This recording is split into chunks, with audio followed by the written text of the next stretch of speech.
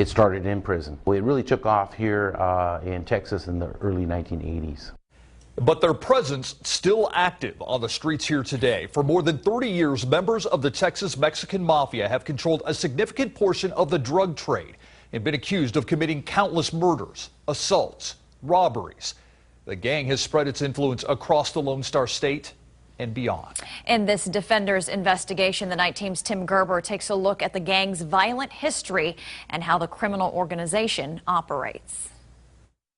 This is a copy of the Texas Mexican Mafia's constitution. It lays out the hierarchy of the gang from the president all the way down to associates. It lays out the rules and responsibilities that members are expected to follow, and it defines everything the gang is all about. Their constitution talks about their whole function and purpose of the organization was to commit crimes for benefit of the MA. They're talking about robbery of high magnitude. They're talking about contracts of assassination, prostitution, taking over those rackets, anything they can imagine. Gabe Morales is an expert on prison gangs, including the Texas Mexican Mafia, also known as Mexican MA or La MA.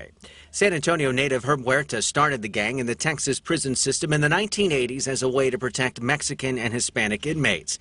Doing a life sentence in a federal prison, Huerta still holds the title of President for Life. He's basically locked down 23 hours a day, virtually away from any other human being, but he still is able to control the organization. Huerta created a belief system for the gang deeply rooted in Aztec culture, often reflected in the tattoos members proudly wear. The original estampa, symbol of the Texas Mexican Mafia, was the eagle and serpent on a cactus, which is the symbol that you see on the Mexican flag.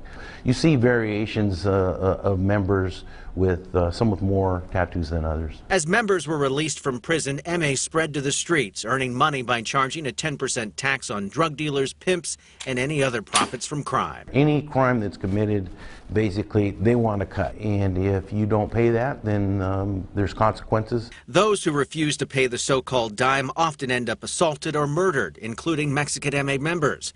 Those crimes often get the attention of federal investigators who have rounded up numerous high-level members in several busts, resulting in lengthy prison sentences and often leading to violent internal power struggles. And then that's when you see the bloodshed usually really go high up. There has been an awful lot of bloodshed in recent years, with many members winding up dead. Morales believes the gang might currently be in a state of crisis following a series of federal indictments targeting the gang's leadership. But he says it hasn't been enough to put them out of business. That's something that may never happen. Our coverage continues online with a web exclusive looking at what life is like for members who are doing time. And of course, we have much more online right now. In addition to that story that Tim just mentioned, we have a copy of the gang's constitution so you can read their rules. Just go to KSAT.com/mafia.